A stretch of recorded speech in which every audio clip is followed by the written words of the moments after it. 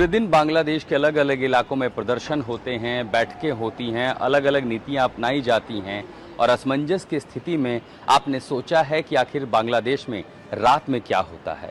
मैं आधी रात को बांग्लादेश में ढाका के अलग अलग इलाकों की सड़कों पर निकला हूं, ये देखने के लिए कि 5 अगस्त के बाद बांग्लादेश की स्थिति कैसे बदल गई है। दिन में हो हंगामा, धरना, प्रदर्शन, तो रात में क्या बांग्लादेश सो रहा है?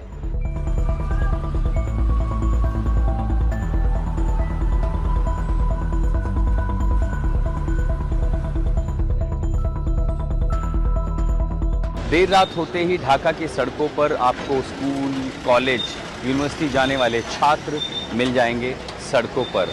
कईयों के पास रेडियम के इस तरह के जैकेट हैं और वो सड़क पर दरअसल पहरा दे रहे हैं, ट्रैफिक की व्यवस्था भी देख रहे हैं और साथ साथ ये सुनिश्चित करते हैं कि कोई अनजान गाड़ी उन इलाकों में न जाने पाए जहां लोग रहते हैं। यानी रिहायशी इलाकों में उस तरफ जाने वाली हर गाड़ियों की तलाशी होती है ताकि कोई संदिग्ध किसी संदेहास्पद चीज़ों को लेकर के अंदर न जा सके, जबकि हालात पहले से ही तनावपूर्ण हैं। हम लोग यहाँ पर सुबह 10 बजे से आते हैं एंड हमारा सबका शिफ्ट होता है एंड हम लोग यहाँ पर हर गाड़ियाँ रोक रोक के चेकिंग करवाते हैं। कोई इलीगल वेपन और इलीगल थिंग्स जो हम लोग अगर पाए तो हम लोग उसको पुलिस के हाथों और आर्मी के हाथों देते हैं। सबसे बड़ा पर्पस है security, protection of the territory, protection हमारा मम्मी पापा और रिलेटिव्स जो है, क्योंकि जो राहत ने बताया कि राइट नाउ तो there is no police, law enforcement है नहीं।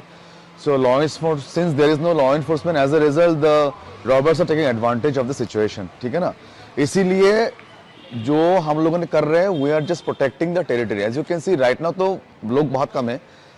2 बजने के बाद आप देखोगे सारे के सारे गोलियां में there will be at least 50 to 60 people will be there and 20-30 motorcycles. ये गोलियां तो है ना, ये सब lane. So there are many lanes in Wari, the area we are living in. So यहाँ पे आप देखोगे बहुत सारे मोटरसाइकिल्स भी होंगे सबके। Specifically reason calling this as a Goliath? Goli, Old Dhaka, we live in Old Dhaka, like Old Delhi, so this is Old Dhaka. So Old Dhaka people, the way they speak, this is the way of speaking.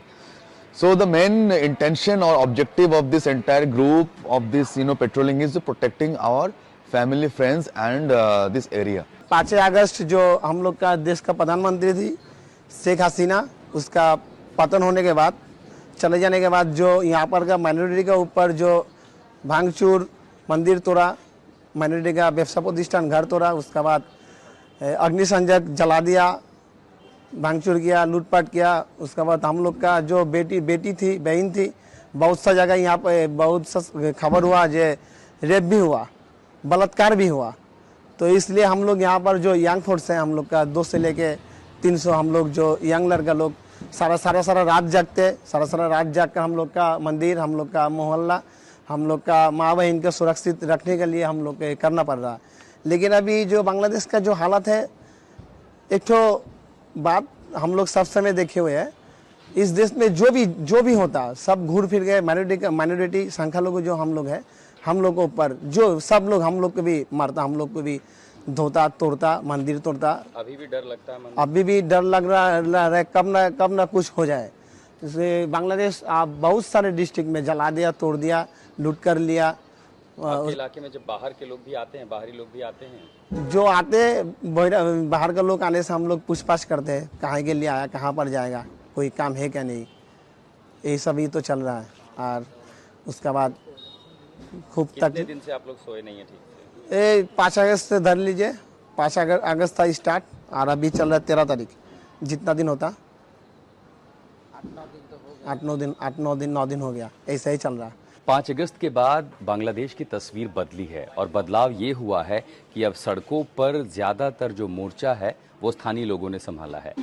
Dhaka के एक कोने में मैं जहाँ पर हूँ शहर के, यहाँ हिंदू आबादी रहती है और मेरे पीछे जिन लोगों को आप देख रहे हैं, एक तरह के सेल्फ डिफेंस फोर्स तैयार हो गई है जो अपने इलाके में, अपने क्षेत्र की हिफाजत करते हैं, उसकी रक्षा करते हैं। अपने मंदिरों के बाहर अपने आस पास रहने वाले लोगों पे हर बाहर से आने जाने वाले अनजान से पूछताछ होती है।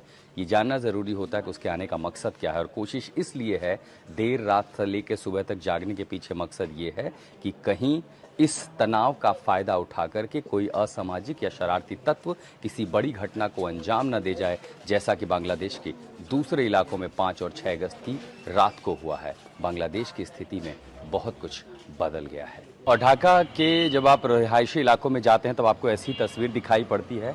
और जो भी गाड़ियां आती हैं, ये तमाम सारे जो सेल्फ डिफेंस फोर्स बन गई है वॉलंटियर्स की, गांव की हाथों में डंडे हैं और लाठियां लेकर के अलग अलग इलाकों में रखवाली कर रहे हैं और हर तरह की गाड़ी को रोकते। अगर कोई गाड़ी आ रही है तो उसको पूछते हैं, उसके बारे में पूछते हैं और तलाशी भी लेते हैं, चेक करते हैं कि वो कौन लोग हैं, किस तरह के एलिमेंट हैं, कहीं किसी तरह की ऐसी चीज़ें तो नहीं ले जा रहे जिससे हिंसा बढ़ सकती है।